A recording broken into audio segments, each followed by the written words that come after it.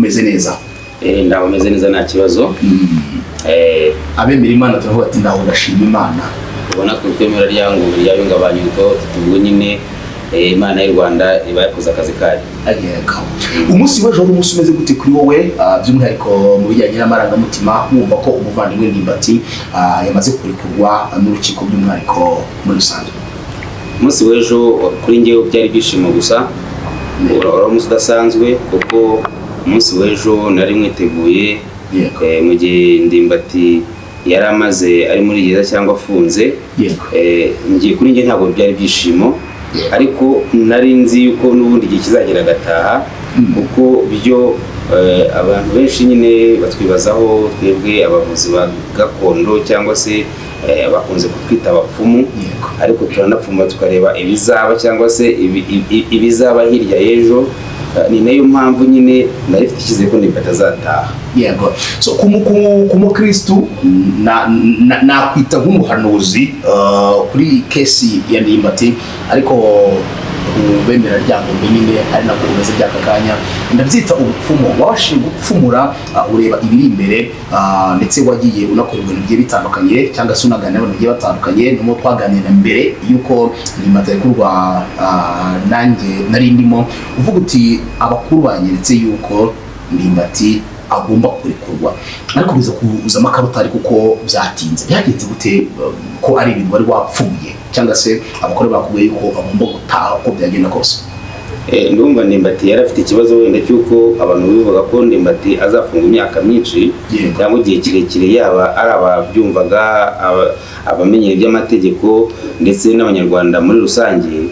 Ariko ngiyewe ku ruhare rwanjye cyangwa se n'umuryango we nababwiye yuko bagomba kugenda bakicara bagatuza kuko Ndimbati agomba kuzataha, kuko nyine twebwe mu mfungwa cyangwa se mu naribonye bwacu muri bw'abavuzi bwacu gakondo bureba ikizaba n'ikitaraba bwari bwamaze kugira ko Ndimbati azataha.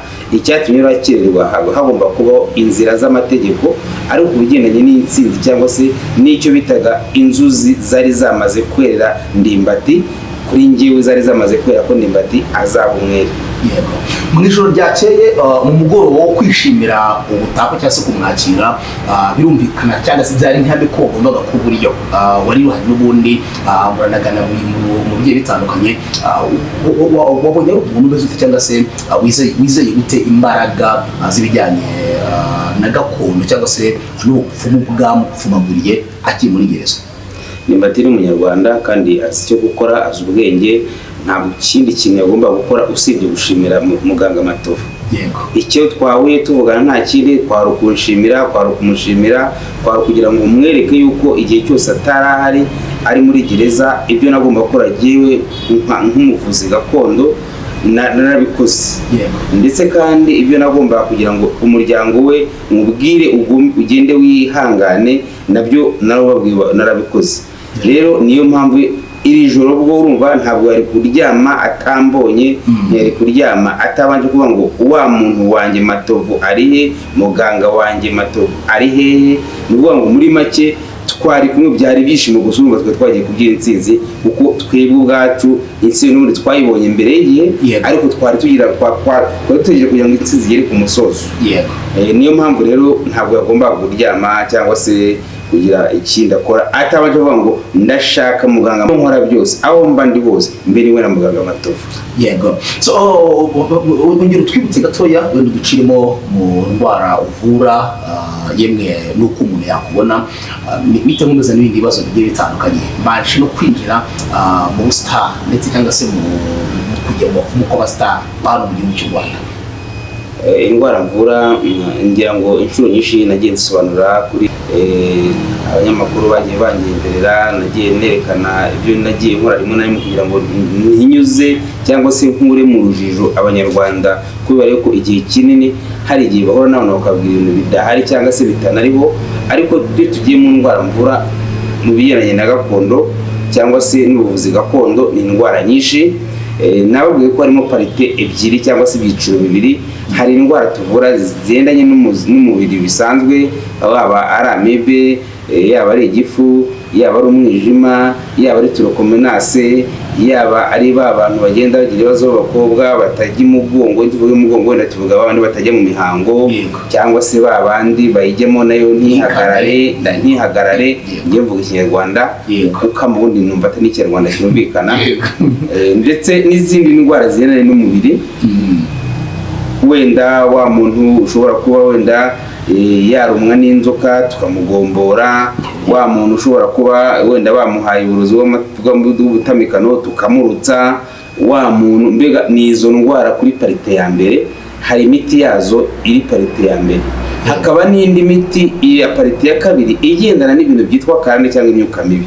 Ibyo nabyo ni cya gihe ba bantu bahura n'ibibazo bitandukanye, ya karande turuka ku muryango wawe, baba mu buryo kuvuga ngo bafite inyatsi, iyo nyatsi gusanga ni karande turuka iwabo, ni bya bintu bahoze batunze mu miryango yabo, ibya migenzo bakoraga uyu munsi batakibasha gukora, ndetse ushobora gusanga n'abayikoraga mu muryango baramaje no gusaza burundu, ugasanga abana babo nibo basigaye ari victim y'ibyo bintu ndetse batanabizi, bagasigara mu ngaruka z'ibyo bintu, ariko batazi ko izo ngaruka zituruka ku bakurambere babo cyangwa se ku babyeyi babo mu myemerere yabo bahozemo mbere y'uko nyine mo imyemerero abo ngubu barimo cyangwa se abababyara barimo, ariko ibisekuruza byabo byanze bikunze byari bifite indi myemerere abanyarwanda bose bemereraga yo guterekera, yo kubandwa, ijyango ry'abinga ba Nyundo, Nyabingi, ibintu nk'ibyo ngibyo.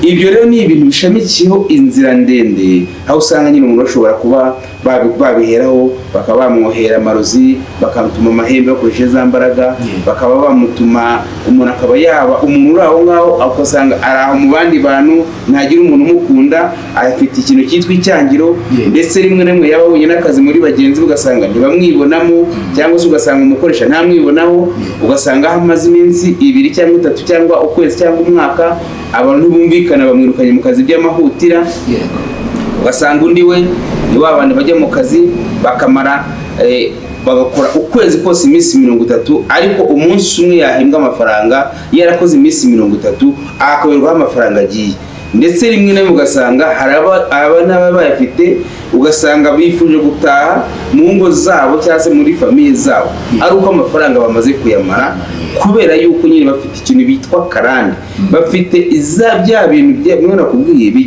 bikoreshwa n'icyo bitaga imbaraga z'ururimi kera. Hahandi nyine hari n'imiti yabyo, ya miti dukoresha dutongereye, buryo aho waba uri hose, waba uri mu Rwanda, waba uri hanze y'u Rwanda, waba uri muri mbega waba uri ku isi hose, icyo bita imitongero, umuntu agakoresha imiti agatongera, umuntu yaba ari no muri Amerika bigakunda. Kimwe nuko nuri muri Amerika ashobora kuba ikibazo tukamufasha, kandi twe twicaye aha ngaha bigakunda. Nuko wumva nyine umuntu yunga igicucu akunga umuntu adahari, kandi icyo gicucu kigakira. Ni nkuko n'umuntu waba uri muri Amerika cyangwa n'ahandi hatari muri Amerika, yaba mu bihugu byo hanze bana mu Rwanda, dushobora kubikora bigakunda. Izo ndwara rero turazivura. Hari babandi bafite ibintu bari barubakiye mu miryango yabo, zo bita za Nyabingi, ugasanga Nyabingi wenda ntibakizikorera ya migenzo, cyangwa se barapfuye abari babizi, basize imiryango yabo, iyo miryango ntibazi gukora ibyo abakuru bakoraga, ugasanga za Nyabingi zibahutsemo, zitangiye kugenda zibateza imyiryane, zitangiye kugenda zibanyaga ibyo batunze. Niyo mpamvu nyine ibyo byose ni ibintu twe tuvura, ariko urumva ko ari mu cyiciro bibiri. Hari imiti y'icyiciro cya mbere gisanzwe ku ndwara zisanzwe, izi twahoze tuvuga, gukoreshwa ibyatsi bisanzwe nyine, n'indi ni ibyatsi bisanzwe, ushobora gusanga atari ibyatsi cyangwa ari bituruka ku nyamaswa. Ibyo kuvuga nibyo twavuze, icyo bita imbaraga z'ururimi. Mbona kera imbaraga z'ururimi zarakoraga nyine icyo bita imitongero, aho umuntu atongera ikintu kikaba, aho umuntu ashobora gutongera umuntu ikintu kikaba, aho umuntu ashobora kubwira umuntu ikintu ngo iki kintu kizakubaho nacyo kikaba. Kuvuga ngo aho rero ni ya parite y'imbaraga z'ururimi. Nabyo bavuga ngo umubyeyi ngarakuvumenye, ngo nyogosengera kuvumenye, none umuntu ashobora kubikora agutongereye. None se ubundi kukuvuma nyine ntumva ko abivuze ngo uzapfe nabi. Yego, za mbaraga z'ururimi zamaze gukora. Niyo mpamvu akenshi uzasanga nyine abantu bakera birindaga kugira ngo ijambo basohora uko baribwira nk'umwana wabo cyangwa se umuryango wabo, kuko rigiye rivuga rigahita rikaba ryo agasanga aho ryatoreye kuri uwo mwana. Za mbaraga z'ururimi, imbaraga z'ururimi zakoze kuva kera, ndetse hari naho zakoreshwa n'ibyatsi. Icyatsi nyine ugafata umuti runaka ukavuguta uyu muti ugakoresha ukagerekaho n'amagambo. Yego. Uwo muti wageretseho n'amagambo wagenda ukagira ikindi kintu ukorera wa muntu. Yego. Numva rero niyo mpamvu mu ndwara tuvura n'ubuvuzi zihagije.